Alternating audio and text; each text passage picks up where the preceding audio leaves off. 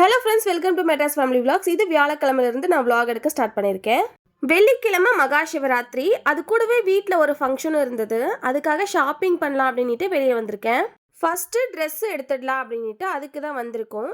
இது முடிச்சுட்டு சீர்தட்டுக்கும் கொஞ்சம் வாங்க வேண்டியிருந்தது. அந்த திங்ஸ்லாம் அதுக்கப்புறம் வாங்கிக்கலாம் அப்படின்ட்டு ஃபர்ஸ்ட்டு ட்ரெஸ்ஸு தான் வந்து கொஞ்சம் லேட் ஆகும். அதனால இதுக்கு வந்துட்டோம். பொண்ணுங்க நம்மளே சீக்கிரமாக எடுத்துருவோம். இந்த ஜென்ஸ்லாம் கூட்டிகிட்டு போனால் அவங்களுக்கு எடுக்கிறதுக்கு இப்போல்லாம் ரொம்ப லேட் பண்ணுறாங்க. இதே நம்ம எடுக்கும்போது சீக்கிரம் முடி அப்படின்னு சொல்லிட்டு ரொம்ப அவசரப்படுத்துகிறாங்க. அவங்களுக்கு வந்து ரொம்ப ரிலாக்ஸாக எடுக்கிறாங்க அவங்க. என் தம்பியும் அப்படி தான் இருக்கான், என்னோட ஹஸ்பண்டும் அப்படி தான் இருக்காரு. சாரீ தான் எடுக்கிறதுக்கு வந்தோம். ஒரு பொண்ணு வந்து சாரீ எடுக்கிறான்னா கொஞ்சம் டைம் ஆகும்ல, பட் எனக்கு வந்து அந்த டைமே ஆகலை. டக்குன்னு நான் எடுத்து முடிச்சிட்டேன். என் தம்பியுமே இது நல்லா இருக்கு அப்படின்னு சொல்லிட்டு சூஸ் பண்ணிட்டு அவனுக்கு வந்து எடுக்கிறதுக்கு மேலே போயிட்டோம். சாரீ எடுக்கிறதுக்கு ஒரு 10 மினிட்ஸ் கூட ஆகலை. இவனுக்கு வந்து ஒரு 1 ஹவர் ஆயிடுச்சு. இந்த ஜென் செக்ஷன்லேயே 1 ஹவருக்கு மேலே நாங்கள் டைம் ஸ்பெண்ட் பண்ணி அதுக்கப்புறமா அவன் சூஸ் பண்ணி எடுத்தான். ஒரு 4:30 போல் நாங்கள் வந்தோம். வெளியில் வந்து பார்த்தா இருட்டுறதுக்கே ஸ்டார்ட் ஆயிடுச்சு. அவ்வளோ நேரம் ஆயிடுச்சு மேலே. ஸோ ஃபைனலி எல்லாருக்கும் வாங்கி முடிச்சதுக்கப்புறமா கிளம்பிட்டோம். கிளம்பும்போது ஒரு 6 o'clock ஆகிட்டு இருந்தது. இங்கே இந்த கடையில் இந்த முட்டை போண்டா வந்து ரொம்ப ஃபேமஸ், ரொம்ப டேஸ்டியாக போடுவாங்க. ஸோ அது வந்து எனக்கும் என் தம்பிக்கும் மட்டும் வாங்கிக்கிட்டோம். என் தம்பி வந்து பாப்புவை இந்த மாதிரி உட்கார வச்சு நல்லா ஜாலியாக என்ஜாய் பண்ணி விளையாடிட்டு இருந்தான். அவளுக்கு வந்து அது ரொம்ப பிடிச்சிருந்தது. அங்கேருந்து வரவே இல்லை. என் தம்பிக்கிட்டேருந்து என்கிட்ட வான்னு கூட வரவே மாட்டேங்கிறா. வீட்டுக்கு வந்ததுக்கப்புறம் ஃபங்க்ஷன் இருக்குது அப்படிங்கிறதால எல்லாரும் மெஹந்தி வச்சுக்கிட்டோம். ஸோ என்னோட தம்பி ஒய்ஃப்க்கு நான் தான் வச்சு விட்டுட்டு இருந்தேன். வீட்லேயே மருதாணி அரைச்சி வைக்கிறது தான் எப்பயுமே வைப்போம். இது சடனாக கொஞ்சம் ஃபங்க்ஷன் வந்து சடனாக வச்சோம். அதனால் இந்த மாதிரி கோன் வந்து வாங்கிட்டு வந்துட்டேன். ஸோ அவங்களுக்கு கோன்லாம் போட்டு முடிச்சதுக்கப்புறமா எனக்கு கொஞ்சம் ஒர்க் இருந்தது. அதை வந்து பார்க்கறதுக்கு வந்துட்டேன். ஃபங்க்ஷன் இருக்குது அப்படிங்கிறதால ஹோட்டலில் தான் லஞ்சுக்கு வந்து சொல்லிட்டு இருந்தாங்க. மார்னிங் டிஃபன் மட்டும் செஞ்சால் போதும். ஸோ நைட்டே நான் மகா சிவராத்திரிக்கு தேவையான பொருட்களெல்லாம் எடுத்து வச்சுட்டு இருந்தேன். சுண்டல் ஊற வைக்கிறது, இந்த அப்பத்துக்கு தேவையானது, அவல் பாயசம் இதெல்லாமே நான் ரெடி பண்ணிட்டு இருந்தேன். ஸ்வீட் வடை தான் செய்ய போகிறேன். அதுக்கும் நான் ஊற போட்டுட்டேன். எல்லாம் முடிச்சதுக்கப்புறமா இந்த எடுத்துகிட்டு வந்த ட்ரெஸ்ஸு, சாரீ எல்லாம் வந்து பார்க்கலாம் அப்படின்னு சொல்லிட்டு உட்காந்துட்டு இருந்தோம். அதுக்கப்புறமா நிலவாசலுக்கு மஞ்சள் குங்குமம் இட்டு கோலம்லாம் இட்டுட்டேன். இங்கே வாசலுக்கு கோலமே இப்போ கொஞ்ச நாளாக போட முடியல. ஏன்னா இந்த ரோடு வந்து போட்டுட்டு இருக்காங்க. கன்ஸ்ட்ரக்ஷன் ஒர்க் போயிட்டு இருக்கு அப்படிங்கிறதால ரொம்ப டேமேஜாக இருக்குது. நம்ம வீடு வந்து மெயின்லேயே இருக்கும். அதனால் இந்த மாதிரி கன்ஸ்ட்ரக்ஷன் ஒர்க்லாம் நடக்கும்போது ரொம்ப கஷ்டமாக இருக்குது. இருக்கிற இடத்துல சின்னதாக ஒரு கோலம் இட்டுட்டோம். மார்னிங் வந்து செம்மண் இட்டு மஞ்சள் குங்குமம்லாம் வச்சுக்குவோம். இந்த கன்ஸ்ட்ரக்ஷன் ஒர்க்கு ஃபுல்லாக முடிஞ்சதுக்கப்புறமா இந்த வாசலை வந்து க்ளீன் பண்ணுவாங்க. அது வரைக்கும் இப்படியே தான் இருக்கும். இப்போ மார்னிங் எழுந்து இந்த மாதிரி செம்மணிட்டு மஞ்சள் குங்குமம்லாம் வச்சு எல்லாருமே ரெடி ஆகிட்டு இருந்தோம். மார்னிங் ரொம்ப சிம்பிளாக தான் வந்து பூஜை செஞ்சுக்கிட்டோம். ஈவினிங் கொஞ்சம் கிராண்டாக பண்ணணும் அப்படிங்கிறதால ஃபங்க்ஷனுக்காக தான் மார்னிங் வந்து பூஜை பண்ணோம். மார்னிங் நிவேதனமாக வெண்பொங்கல் வச்சு படைச்சிக்கிட்டோம். அதுக்கப்புறம் ஃபங்க்ஷனும் வந்து ஸ்டார்ட் ஆகிடுச்சு.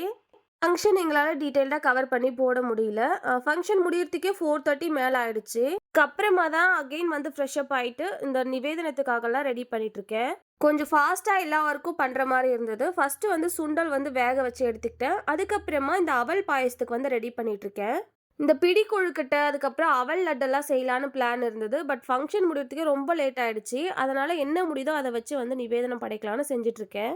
இந்த அவல் பாயசத்துக்காக நெய்யில் முந்திரி போட்டு எடுத்துக்கிட்டு அதே நெய்யில் இந்த அவல் போட்டு நல்லா ரோஸ்ட் பண்ணி எடுத்துக்கணும். நல்லா இந்த மாதிரி ரோஸ்ட் ஆகி வந்ததுக்கப்புறமா நல்லா கொதிக்கிற பாலில் அந்த அவலை அப்படியே ட்ரான்ஸ்ஃபர் பண்ணிக்கலாம். அவ்வளோதான். இது நல்லா கொதிச்சு திக்கானதுக்கப்புறமா வறுத்து வச்ச முந்திரி ஆட் பண்ணி இறக்கிட வேண்டியது தான். ரொம்ப சிம்பிளாக முடிகிற மாதிரி தான் இருக்கும். நல்லா டேஸ்ட்டாகவும் இருக்கும். ஃபைனலாக ஏலக்காய் பொடியும் கொஞ்சமாக சுகரும் ஆட் பண்ணிக்கிட்டேன். இது நல்லா கொதிக்க விட்டு இறக்குனதுக்கு அப்புறமா பருப்பு வந்து கிரைண்ட் பண்ணி எடுத்துக்கலாம் அப்படின்ட்டு அது வந்து ரெடி பண்ணிட்டு இருக்கேன். இது வந்து ஸ்வீட் வடை அப்படிங்கிறதால வெல்லம் ஆட் பண்ணி செய்கிறேன். இது கொஞ்சம் சீக்கிரமாக தான் முடிஞ்சிடும். நல்லா டேஸ்ட்டாகவும் இருக்கும். அப்பமும் ரெடி பண்ணிட்டேன். ஓரளவுக்கு நிவேதனங்கள்லாம் முடிச்சதுக்கு அப்புறமா பூஜை ரூமை டெக்கரேட் பண்ணுறதுக்கு வந்துட்டேன். ஃபர்ஸ்ட் விளக்கேற்றி வச்சுட்டு நிவேதனங்கள்லாம் எடுத்து வச்சுட்டேன். அதுக்கப்புறமா தான் அபிஷேகம் ஸ்டார்ட் பண்ணேன்.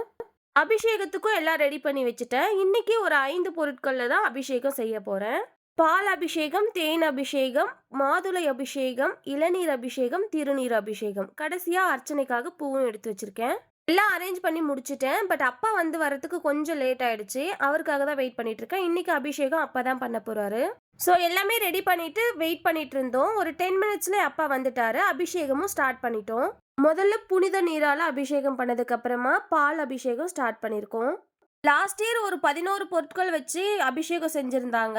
இந்த வருஷம் 5 பொருட்களே போதும் அப்படின்னு சொல்லிட்டாங்க. தயிர் அபிஷேகமாச்சும் ஆட் பண்ணிக்கலான்னு சொன்னேன், வேண்டான்னு சொல்லிட்டாரு. இந்த வருஷம் இன்னைக்கே ஃபங்ஷன் வச்சதால கொஞ்சம் வந்து டயர்டா இருந்தது. அதனால தான் வந்து அபிஷேகமும் கம்மியா இருந்தது. நிவேதனமும் கொஞ்சம் கம்மியா தான் செஞ்சிருந்தோம். அப்பா அகைன் கிளம்பணும் அப்படிங்கிறதால, அபிஷேகம் மட்டும் பண்ணிட்டு கிளம்புறேன். நீங்க பூஜை பண்ணிக்கோங்க அப்படின்னு சொல்லிட்டாரு. ஒரு ஒரு அபிஷேகங்கள் முடிஞ்சதுக்கு அப்புறமா இந்த மாதிரி பொட்டு பூ வச்சுட்டு ஒரு ஆரத்தி காட்டுனதுக்கு அப்புறமா தான் அடுத்த அபிஷேகத்துக்கு நம்ம போகணும்.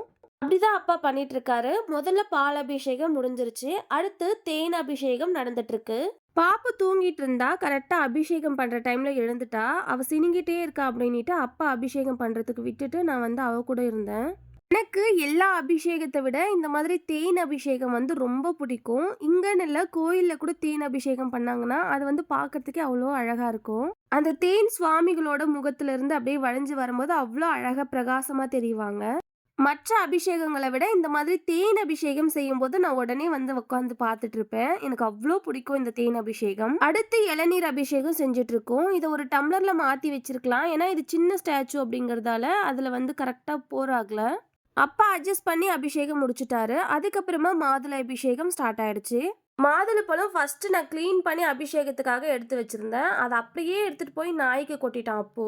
இது வந்து தெருவில் இருக்கும் இல்லையா, அந்த டாக் தான். அது வந்து மாதுளை பழம் சாப்பிட்டு நான் இப்பதான் பார்க்குறேன். எனக்கு சிரிப்பு தான் வந்தது. அப்போ நான் எதுவுமே சொல்ல முடியல அந்த இடத்துல. சரி ஓகே, பைரவருக்கு தானே ஃபர்ஸ்ட் கொடுத்துருக்கான் அப்படின்னு சொல்லிட்டு அதை அப்படியே விட்டுட்டு அகெயின் நான் மாதுளை பழம் க்ளீன் பண்ணி அபிஷேகத்துக்கு எடுத்து வச்சேன். ஒரு ஒரு அபிஷேகம் பண்ணும்போதும் அப்பாவுக்கு வந்து ரொம்ப டார்ச்சர் கொடுத்தான். அப்போ டம்ளர்ல தண்ணி எடுக்கும் போதெல்லாம் அப்பாவை போட்டு டார்ச்சர் பண்ணிட்டு இருந்தான், குடுங்க குடுங்கன்னு சொல்லிட்டு.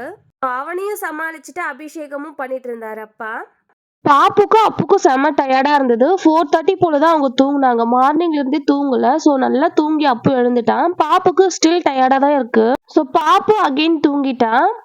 ஃபைனலா திருநீர் அபிஷேகம் போயிட்டு இருக்கு. இது முடிச்சுட்டு அப்பா கிளம்பிடுவாரு. நாங்க அர்ச்சனைலாம் பண்ணிப்போம்.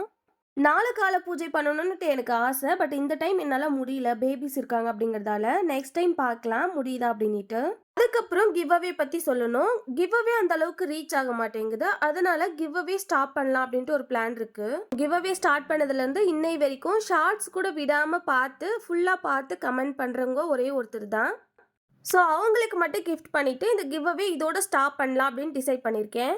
சப்ஸ்கிரைபர் இன்க்ரீஸ் ஆனதுக்கப்புறமா 5K அப்படி இல்லைன்னா 10K இன்க்ரீஸ் ஆனதுக்கப்புறமா இன்னொரு கிவ் அவே ட்ரை பண்ணி பார்க்குறேன். ஸோ இந்த வீடியோவோட கிவ் அவே முடிச்சிடுறேன். இதில் எந்த கொஷினும் நான் கேட்க போகிறதில்ல. ஏன்னா அவங்க மட்டும்தான் வந்து கமெண்ட் பண்ண போகிறாங்க. ஸோ அவங்க தான் வின்னராகவும் இருக்க போகிறாங்க. ஸோ அவங்க ஒருத்தருக்கு வந்து என்னால் ஒரே ஒரு கிஃப்ட்டை வந்து கொடுக்கறதுக்கு எனக்கு மனசு இல்லை. ஏன்னா கண்டினியூஸாக எனக்காக டைம் ஸ்பெண்ட் பண்ணி பார்த்து கமெண்ட் பண்ணுறவங்க அவங்க. உமா சிஸ்டர், உங்களுக்கு தான் இந்த கிவ் அவே கிஃப்ட் வந்து வரப்போகுது. எத்தனை கிஃப்ட்டு, அதே போல் உங்களோட டீட்டெயில்ஸ் எனக்கு வேணும். உங்களுக்கு வந்து கிஃப்ட் சென்ட் பண்ணுறதுக்கு அதோட டீட்டெயில் எல்லாம் வந்து நான் நெக்ஸ்ட் வீடியோவில் கொடுக்குறேன். நெக்ஸ்ட் வீடியோவில் நான் டிசைட் பண்ணிவிட்டு சொல்கிறேன் எத்தனை கிஃப்ட்டு நான் உங்களுக்கு கொடுக்கணும் அப்படின்ட்டு. முன்னாடியே சொன்ன மாதிரி உங்கள் கிஃப்ட்டை நீங்களே சூஸ் பண்ணிக்கலாம். நான் எத்தனை ஃப்ரேம் கொடுக்குறேனோ அந்த ஃப்ரேம் எல்லாமே நீங்களே டிசைட் பண்ணி நீங்கள் எனக்கு சொன்னீங்கன்னா நான் உங்களுக்கு அதை அனுப்பி வைப்பேன். ஸோ நெக்ஸ்ட் வீடியோக்கு வெயிட் பண்ணுங்கள். உங்களுக்கான கிஃப்ட் வந்து வெயிட் பண்ணிகிட்ருக்கு. அப்பா அபிஷேகம்லாம் முடிச்சுட்டு கிளம்பிட்டாரு. அதுக்கப்புறமா அர்ச்சனை ஸ்டார்ட் பண்ணிட்டேன். இப்போ தூபம் கற்பூரம்லாம் காட்டிட்டு இருக்கேன். கடைசியாக அபிஷேகம் முடிச்சதுக்கு அப்புறமா பூவால் அர்ச்சனை பண்ணாங்க அப்பா. அப்போ வந்து அப்புவும் அந்த சிவபெருமானுக்கு அர்ச்சனை கொடுத்தான். அதை வந்து நீங்கள் பார்த்துருப்பீங்க. அப்பா செய்யறத பார்த்து நானும் எடுத்து போடுறேன் அப்படின்ட்டு அவனே வந்து ஒரு 3 டைம்ஸ் எடுத்து போட்டுட்டு இருந்தான். அப்பு வந்து வளர வளர இந்த மாதிரி மெச்சூர்டாக நடக்கும்போது எனக்கு நல்லா இருக்கு அதை பார்க்கும்போது. அவன் எல்லாமே இப்போல்லாம் புரிஞ்சுக்கிறான். நம்ம என்ன பண்ணுறோம் அதெல்லாம் நோட் பண்ணி அவனுமே செய்ய ஸ்டார்ட் பண்ணுறான். அதெல்லாம் நல்லா இருக்குது. இப்போ இந்த ஸ்டேஜ் வந்து ரொம்ப நல்லா இருக்குது எனக்கு. ஒரு சில விஷயங்கள்லாம் நம்ம சொல்லாமலே புரிஞ்சுக்கிறான். அந்த அளவுக்கு அந்த மெச்சூர்டு வந்து இருக்கு அவனுக்கு. மெயினாக நான் பூஜை பண்ணுறேன் அப்படின்னா அது என்னோட 2 பிள்ளைகளுக்காக தான் இருக்கும். அப்போ வந்து இன்னைக்கு பண்ணது எனக்கு கொஞ்சம் ஆச்சரியமாக இருந்தது. அந்த அர்ச்சனை போடுறது அவனுக்கு எப்படி தெரியும்னு தெரியல. அவ்வளோ அழகாக பண்ணான். நான் பூஜைலாம் முடிச்சுட்டு சுவாமிகளுக்கு அர்ச்சனையும் பண்ணிகிட்ருக்கேன். இந்த சிவபெருமானோட ஃபேமிலி ஃப்ரேம் வந்து புதுசாக வீட்டுக்கு வந்திருக்கு. இதோட நிறைய தெய்வங்களோட உருவப்படங்கள் வீட்டுக்கு வந்திருக்கு. பூஜை ரூமில் ஒரு சில மாற்றங்கள் கொண்டு வரத்துக்காக ஒரு சில ஐட்டம்ஸ்லாம் வாங்கிட்டு இருக்காங்க. சீக்கிரமாகவே பூஜை ரூம் வந்து அழகாக மாறப்போகுது. அதோட அப்டேட் சீக்கிரமாகவே வரும். இன்னைக்கான சிவராத்திரி பூஜை அவ்வளோ நிம்மதியாகவும் நிறைவாகவும் இருந்தது. ஸோ அவ்வளோதான், இன்னையோட கிவ் அவே முடிஞ்சிருச்சு. இன்னைக்கான கிவ் அவே கொஷின் எதுவுமே கிடையாது. உமா சிஸ்டர் நாளைக்கு வீடியோ ஸ்கிப் பண்ணாமல் பாருங்கள். உங்களுக்கு வந்து எத்தனை கிஃப்ட் வந்து நான் சென்ட் பண்ண போகிறேன் அப்படிங்கிறத நாளைய வீடியோவில் நான் அப்டேட் பண்ணியிருக்கேன். அவ்வளோதான். இந்த வீடியோ பிடிச்சிருந்தா லைக் அண்ட் ஷேர் பண்ணிட்டு நம்ம சேனலை சப்ஸ்கிரைப் பண்ணிக்கோங்க. மெட்ராஸ் ஃபேமிலி விலாக்ஸ்க்கு சப்போர்ட் பண்ணுங்க. தேங்க்யூ. சிவராத்திரிக்கு நான் ஏற்பாடு பண்ண பூஜை அலங்காரங்கள், அபிஷேகங்கள் எப்படி இருந்துச்சு அப்படிங்கறத கீழே கமெண்ட் செக்ஷன்ல சொல்லுங்க. டாடா பாய்.